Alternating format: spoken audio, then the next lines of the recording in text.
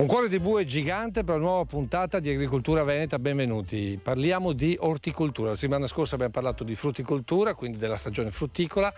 Adesso invece parliamo di orto, prodotti dell'orto. Cerchiamo di capire come inizia questa stagione e soprattutto se è produttiva per chi fatica dietro a queste piante.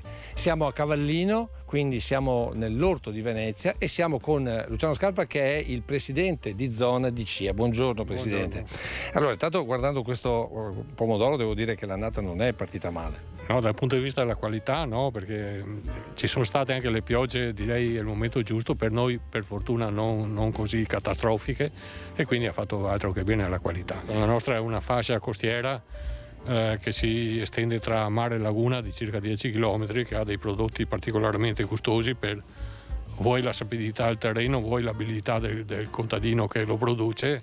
E la quantità? La quantità anche c'è, adesso vedremo perché siamo solo agli inizi di produzione, quindi vedremo come evolverà la stagione. E a trattamenti come stiamo? Perché qui vediamo i bombi. Sì, noi cerchiamo di produrre con la lotta integrata e quindi come trattamenti antiparassitari pochissimi, siamo al minimo e cerchiamo di usarli solo se strettamente necessario. Tutto questo bene, e il prezzo?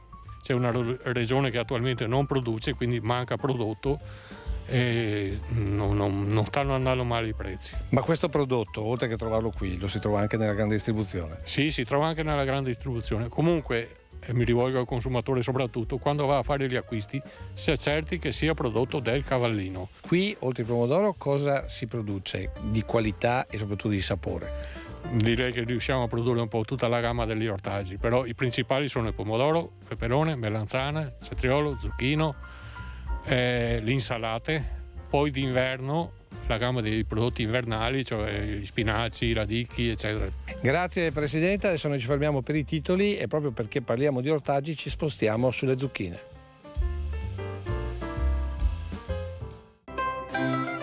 Dai pomodori giganti alle zucchine dalla particolare sapidità, il viaggio di Agricoltura Veneta negli orti di Venezia per capire se lungo il litorale del Cavallino i prodotti della terra fanno anche da traino al turismo. 1 miliardo di euro per gli agricoltori che investiranno in pannelli fotovoltaici e superamento del limite dell'autoconsumo. Dall'Europa e dal governo i nuovi incentivi per integrare con la produzione di energia il reddito delle nostre aziende agricole. Vincono il concorso indetto dai consorzi di bonifica con un video sulla consapevolezza del bene acqua. Ragazzi dell'Irigem di Rosà premiati per il lavoro svolto ma soprattutto per la lezione di vita appresa. Tartaruga d'acqua protagonista questa settimana della rubrica Zampettando, notizie, piccoli segreti e consigli di una specie importata senza regole e ora diventata invasiva. Il pomodoro, oltre che essere buono da mangiare, è anche molto utile per la pelle. Con Renzo Gatto impariamo come realizzare una maschera di bellezza pulente, tonificante, protettiva e anti-invecchiamento. La vicenda della flavescenza e del trattamento in deroga protagonista dell'agrifoglio di questo mese. Dalla matita graffiante di Beppe Fantin la contesa tra l'assessore Canere e il presidente Zanatte, mentre la cicalina se la ride e continua a volare. Fiore di zucchini appena raccolti. Luciano Scarpa questa volta ci parla da produttore. Quanto è cambiata l'orticoltura in questo territorio da quando lei 50 anni fa ha cominciato questo lavoro?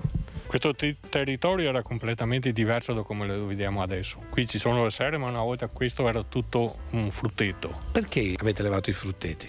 L'alluvione del 1966 che con 2 giorni di acqua salata sopra i terreni ha fatto morire gran parte delle piante. Poi l'evento dei nuovi materiali come il nylon, le serre, eccetera, hanno fatto sì che l'agricoltore vedesse un'opportunità, direi, migliore rispetto a quello che aveva prima.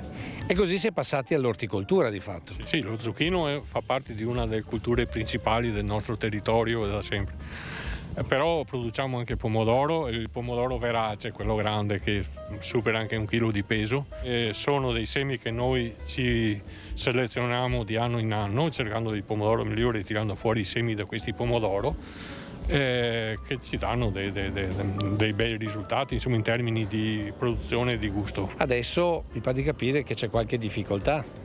Legate soprattutto all'aumento dei costi di produzione. Ma anche dal mondo della distribuzione che è cambiata. C'è sempre un maggior peso della grossa distribuzione che magari chiede magari dei prodotti che durano di più sui banchi, magari continuità del prodotto in maniera da averlo tutto l'anno, che noi non riusciamo ad avere ovviamente.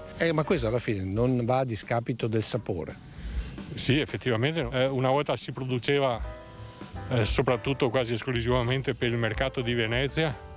Mio padre mi raccontava sempre che si prendeva la barca a remi e andavano tutte le mattine a portare a Rialto i prodotti freschi ortofrutticoli. Adesso è cambiato un po' tutto, insomma, ma è normale, i tempi cambiano. Allora adesso noi ci fermiamo per le notizie e poi sentiamo invece qual è il presente e il futuro di questo territorio.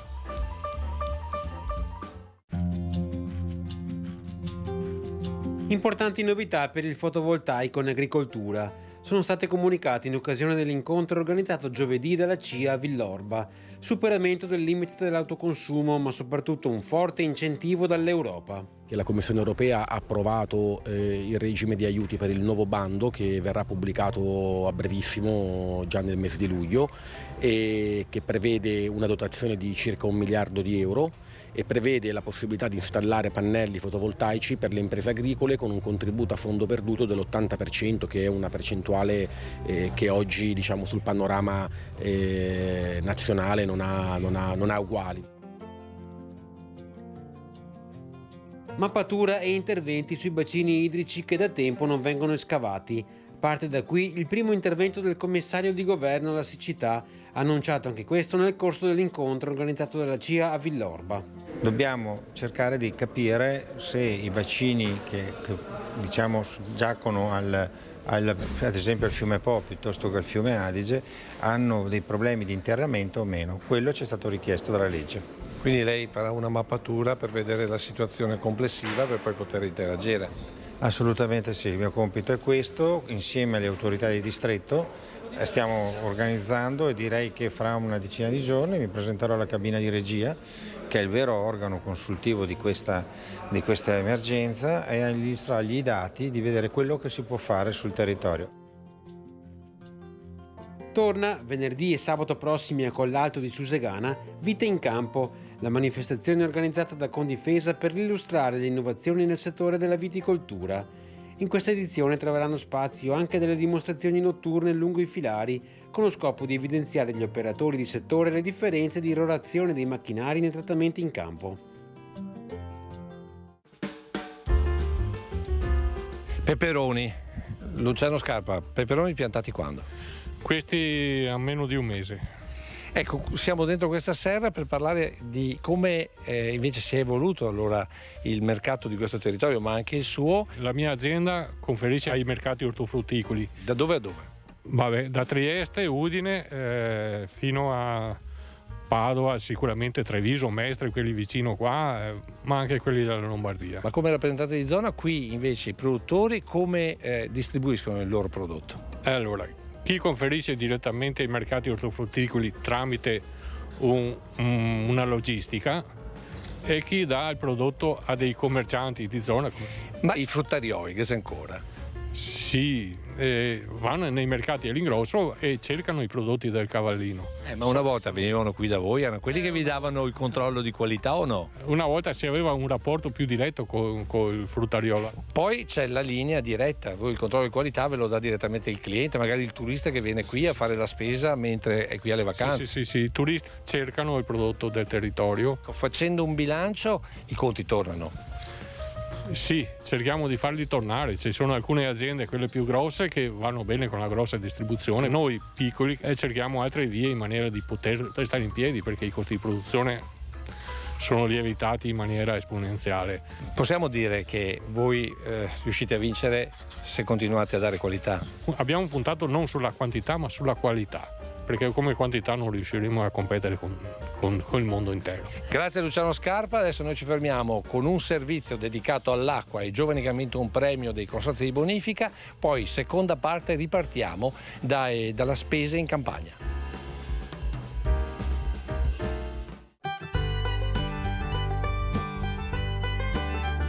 Noi cerchiamo di formare i cittadini di domani, che opereranno nel futuro non come singoli ma come comunità. È proprio partendo da questo concetto che l'ente di formazione Irigem di Rosà ha partecipato e vinto il concorso indetto dall'Associazione dei Consorzi di Bonifica del Veneto per la produzione di un video per sensibilizzare le comunità non solo alla salvaguardia dell'acqua, ma anche alle buone pratiche che possono venire adottate ad ogni livello. Abbiamo imparato che l'acqua non va sprecata in ogni situazione, che sia magari in abbondanza o anche in situazioni più gravi come quella della siccità. Apprendimento sui banchi di scuola, ma anche sul campo, con la visita guidata al sistema di canalizzazione irrigua del Consorzio Brenta. È importantissimo che i ragazzi abbiano l'esperienza diretta di alcuni problemi e che poi dilatino la loro, ciò che hanno visto sul campo a un ambiente molto più vasto. Un progetto che per i ragazzi è stato soprattutto la consapevolezza del presente. Abbiamo lavorato all'interno delle classi con la visione di alcuni video e di video schede proprio sull'importanza della gestione dell'acqua, l'importanza dei consorzi e della manutenzione dei canali, soprattutto per quanto riguarda la nostra zona. Quindi uno stimolo in più, non solo per il concorso, ma anche per dare concretezza alle nozioni apprese a scuola e sviluppate dai singoli talenti in strumenti innovativi a salvaguardia dell'acqua. Noi puntiamo ad usare l'irrigazione consapevole, magari dei campi o anche di semplici piante, tramite l'utilizzo di più sensori che fanno capire all'utente quando è opportuno irrigare e quanto soprattutto. I ragazzi stanno imparando che i loro piccoli gesti sono importantissimi appunto per la tutela del nostro ambiente, ma non soltanto per il presente, ma soprattutto per il futuro, perché poi il futuro è dei ragazzi. Il futuro sarà insidioso perché, come abbiamo visto quest'anno e anche negli anni passati, la situazione non è stabile. Come possiamo vedere, ci sono situazioni in cui arrivano delle bombe d'acqua o altre situazioni in cui l'acqua non arriverà per mesi, e quindi personalmente non credo che sia destinata a migliorare, ma forse noi come nuove generazioni possiamo aiutare a contrastare questi fenomeni. Consapevolezza del presente e del futuro nata anche da esperienze come quella indetta dall'Ambi Veneto per rafforzare il rapporto tra formazione e istituzioni. Per creare dei futuri cittadini responsabili che operano con le istituzioni, o meglio saranno coloro che formeranno le istituzioni un domani.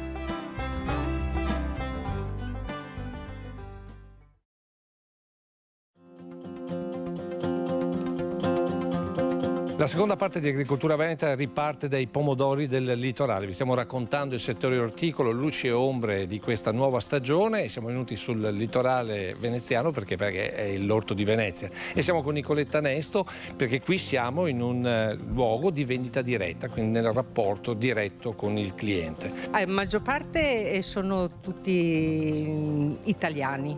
Abbiamo una piccolissima parte di gente straniera, soprattutto tedesco. Cosa apprezzano maggiormente? Soprattutto il pomodoro. Da qualche anno abbiamo ripristinato questa varietà di pomodoro che è il verace e il nasone, è apprezzatissimo. Perché vengono qui e non vanno al supermercato? Perché qua sono certi di trovare il prodotto fresco, raccolto ogni giorno, e apprezzano perché dura nel tempo. È da Treviso, da Mestre, Padova. Vengono a fare la spesa? Si fanno la spesa per tutta la settimana. Ma ad esempio rispetto a quello che dovrebbero pagare con la grande distribuzione, loro vedono la differenza economica? Guardiamo di vendere il giusto. Mirko va a portare la roba tutte le notti ai mercati, perciò vede il prezzo, vede il costo di ogni prodotto tutti i giorni, perciò noi ci manteniamo nel giusto, ci accontentiamo, abbiamo tanta soddisfazione, per noi va bene così. E la maggiore soddisfazione qual è? Che il cliente ritorni felice e che ci dica: dammi i prodotti che mi hai già dato la volta scorsa. Grazie Nicoletta. Adesso il nostro Adriano Favaretto.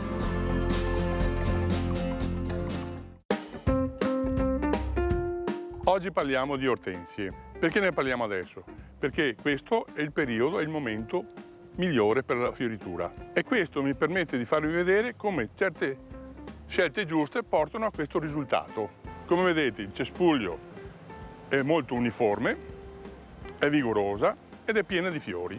Ma come si arriva a questi risultati? Innanzitutto la posizione. Chiaramente è un cespuglio che ama l'ombra o la mezz'ombra. Per mezz'ombra intendo o il sole leggero del mattino o quello della tarda serata. Come vedete, io ho creato una parete con delle piante per creare appunto l'ombra, la zona d'ombra. Altro elemento importante, il terreno, chiaramente. Se le vostre ortensie non sono vigorose così, probabilmente avrete il terreno con poca acidità e quindi bisogna metterle a dimora su un terreno acido.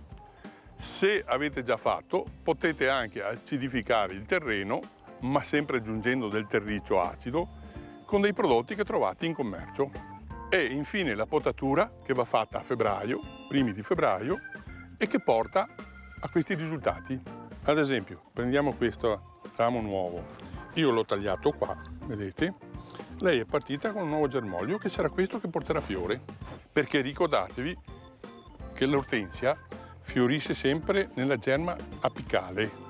Per coloro che volessero le ortensie azzurre, che non si trova in natura chiaramente, dovete aggiungere del solfato di alluminio sull'acqua e poi irrorare. Ultima regola, la più importante, molta acqua, perché altrimenti nel giro di una giornata i fiori si afflosciano. Come si vede quando è senza acqua? Vedete che il fiore proprio, abbiamo detto, si ammoscia e le foglie cae a ricce. Queste dunque sono le regole per avere un bel risultato. E come sempre, mi raccomando, fate un buon lavoro.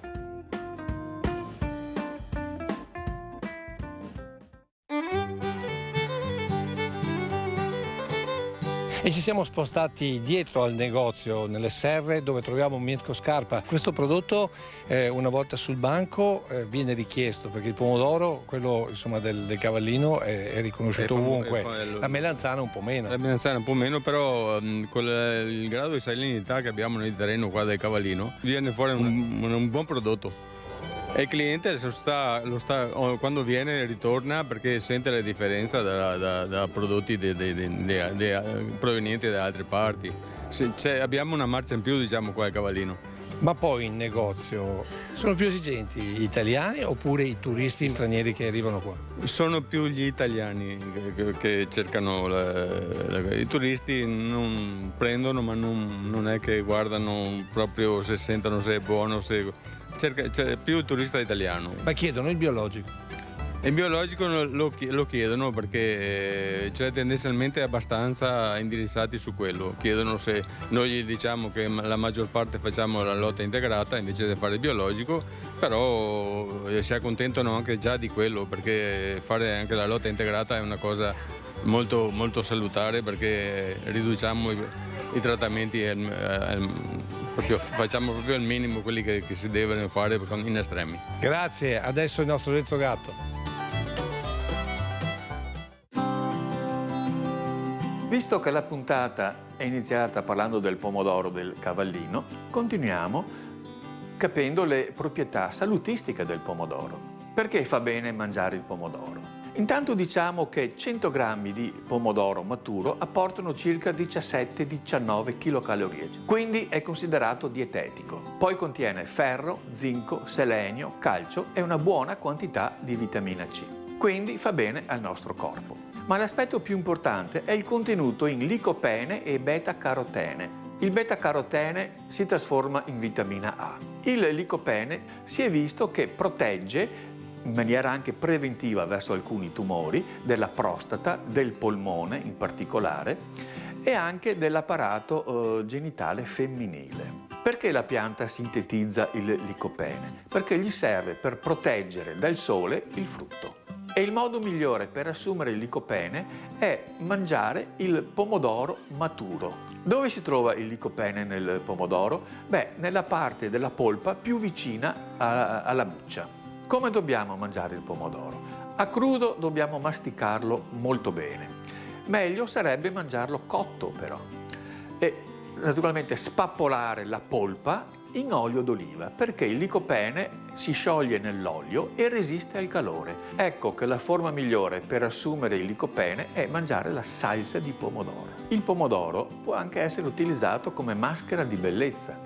Allora prendiamo 50 grammi di polpa di pomodoro maturo, un 7-6 grammi di glicerina e un 2 grammi di sale da cucina fino. Questa non è una crema, è una maschera e deve essere applicata nel viso e tenuta per almeno quei 10-15 minuti. Il sale ha proprietà di scrub, cioè proprietà levigante. La glicerina ha anche proprietà idratante e il pomodoro ha proprietà da una parte idratante ma anche levigante e lievemente anche protegge dal sole. Termino con una curiosità. Perché il pomodoro si chiama così? Perché le piantine portate in Europa dal Sud America, intanto per oltre 200 anni avevano solo uno scopo ornamentale, perché sia la pianta che il frutto era considerato tossico, velenoso. Poi il frutto non era come quello che conosciamo oggi, era molto più piccolo e di colore giallo, da qui il nome pomodoro.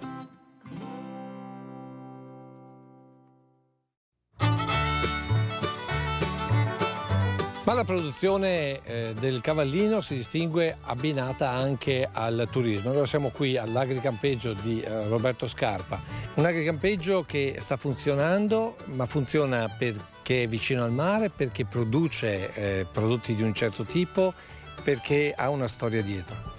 Ma per tutte queste cose messe assieme, innanzitutto perché siamo un'azienda agricola che ha creduto nella multifunzionalità e nella diversificazione delle offerte, quindi da azienda produttrice è diventata anche azienda di servizi. Chi viene, chi torna per lo spazio, la piazzola, o torna anche perché qui ci sono cose buone da mangiare, ci sono cose sane da mangiare? Torna per la tranquillità, torna per la sicurezza, torna per il territorio, torna soprattutto anche per i nostri prodotti, che sono prodotti che poi la gente tocca con mano, vede al mattino che io raccolgo, che io porto nel mio punto di vendita e poi se li trasforma e apprezza le caratteristiche del nostro prodotto. Tra l'altro voi avete la particolarità di questo pomodoro davvero unico, sia per gusto sia per dimensioni. Ma lì ad esempio siete riusciti a creare un IGP? Purtroppo abbiamo cominciato un percorso che poi si è arenato, è un progetto che è mancato ed è mancato secondo me uno sviluppo anche del territorio in questo senso. Tirando un po' le somme di tipo economico, una situazione come questa di agricampeggio abbinata alla produzione orticola regge economicamente? Ma credo che sia l'unica soluzione al momento che dà soddisfazione. Perché la produzione di ortaggi soffre di problematiche un po' di tutta l'agricoltura, ma in modo particolare della mancanza di manodopera e della valorizzazione del giusto remunerazione dei prodotti. La combinazione clienti, servizi e produzione sono combinazioni a mio avviso vincenti. Grazie, adesso noi ci fermiamo per Zampettando.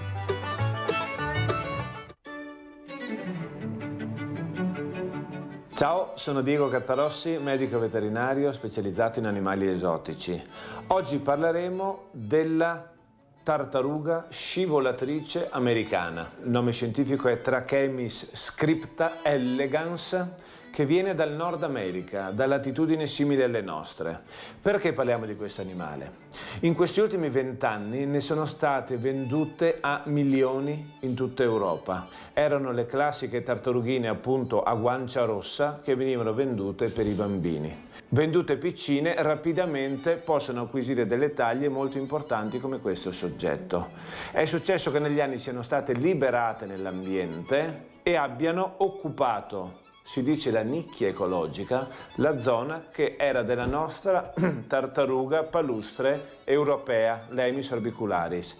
Ecco che da alcuni anni la vendita è regolamentata e nell'ultima restrizione legale è stata inserita nella lista degli alloctoni invasivi, animali che non possono più essere venduti, commercializzati, riprodotti e ceduti in tutta Europa. Quindi oggi chi ha questi animali lo può detenere, ma non se ne possono vendere altri, non si possono riprodurre. È una tartaruga palustre, significa che passa metà del suo tempo in acqua e metà a terra. Come alimentazione ha una peculiarità. nascono praticamente carnivore e si nutrono di pesciolini, di gamberetti, anche di carogne di animali. Crescendo diventano onnivore, integrando la loro dieta con vegetali che trovano lungo i fossati, e poi animali anziani come questi diventano praticamente vegetariani. Come ogni animale deve essere visitato da medici veterinari specializzati almeno ogni 6-12 mesi. La visita è importante per valutare le condizioni di salute. Non sono previste per questa specie vaccinazioni.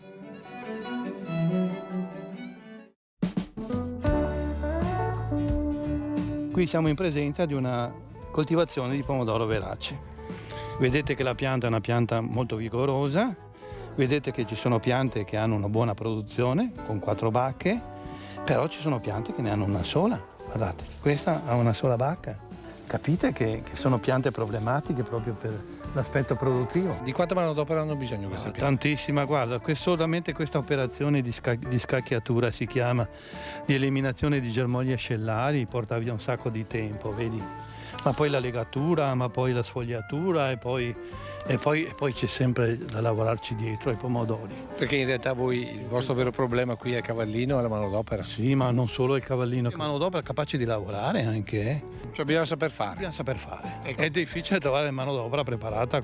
E giovani che si impegnano in questo territorio? Io spero ce ne siano, non li vedo ma spero che ci siano. È vero che ci sono anche territori dello Stato che possono essere utilizzati? Sì, ma c'è anche una legge che promuove l'utilizzo di terreni in capo all'Agenzia del Territorio per essere utilizzati da giovani. Hanno tutta una serie di percorsi particolari di facilitazione per averli. Allora un giovane che magari vuole lanciarsi nell'agricoltura perché crede in un certo tipo di prodotto, in un suo futuro, qui c'è spazio? C'è spazio, ma deve essere puntiglioso e credere nel progetto iniziale. Cioè, è facile anche perdersi un po' per strada. Secondo me se ha qualcuno che lo accompagna nel percorso di creazione di un'azienda, meglio. E questo è un compito anche del sindacato, in questo senso, che dovrebbe dare una mano. Grazie, adesso tocca le previsioni.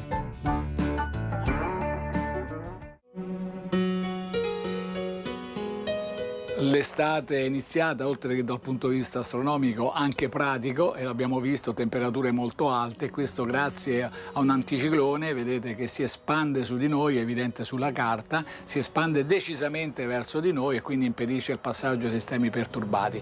Presto detto, quindi tempo soleggiato per i prossimi 6-7 giorni. Naturalmente nel pomeriggio questo caldo, naturalmente associato a qualche impulso di aria un po' più fresca da est, potrà favorire qualche fenomeno temporalesco, ma questo più probabile, anzi soprattutto sui rilievi, a ridosso dei rilievi, qualcosa di veloce ma non di più. Il temporale pomeridiano e serale fa parte anche di un tipo di tempo estivo, classico, quindi di bel tempo se vogliamo.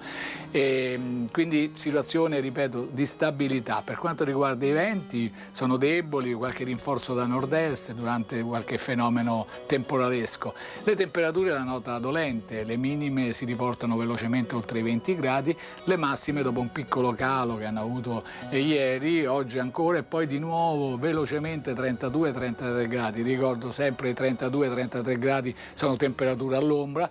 Il calore che restituisce il suolo, in effetti se una persona sta al sole, magari sui campi, deve subire in testa forse più di 50 gradi. E poi un tipo di tempo, ripeto, di temperature alte associato a un tasso di umidità alto fa sì che abbiamo una situazione di tempo opprimente, quindi una situazione più disagevole dal punto di vista meteorologico. Per finire, l'Alta Adriatica è previsto localmente mosso nelle prossime ore e poi poco mosso. È tutto.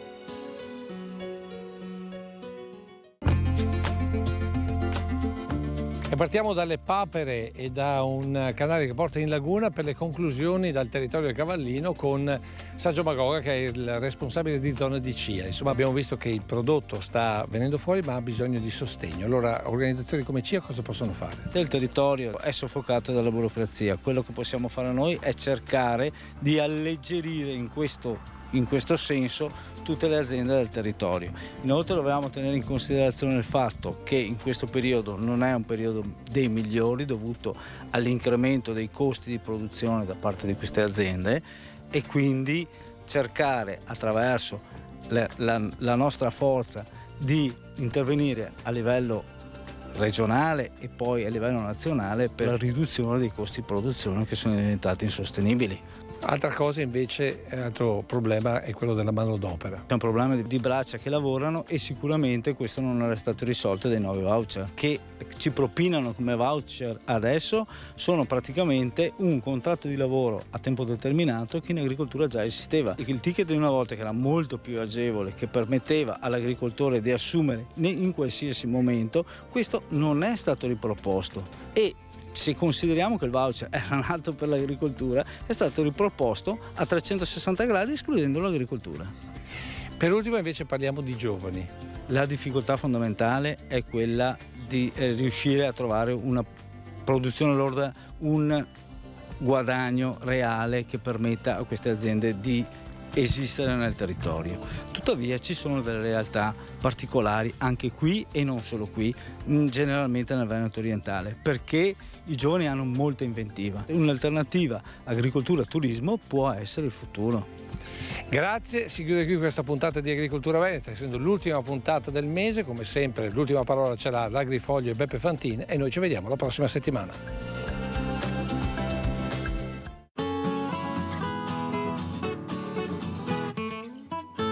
Ciao a tutti, la vignetta di questo mese è dedicata alla flavescenza dorata, un flagello che sta decimando i filari del prosecco. Questo virus viene diffuso da un moscerino che prende il nome di cicalina. Per contrastare questa diffusione, il Ministero della Sanità e la Regione hanno autorizzato i viticoltori ad un secondo trattamento fitosanitario. Una volta ottenuta l'autorizzazione, però, il consorzio DOC ha sconsigliato il secondo trattamento, mettendo chiaramente in difficoltà la Regione. E proprio su questo contrasto ho pensato alla vignetta di Agrifoglio, ovvero l'assessore all'agricoltura Federico Caner e il presidente del consorzio DOC Stefano Zanette, mentre se le danno di santa ragione a colpi di tralci.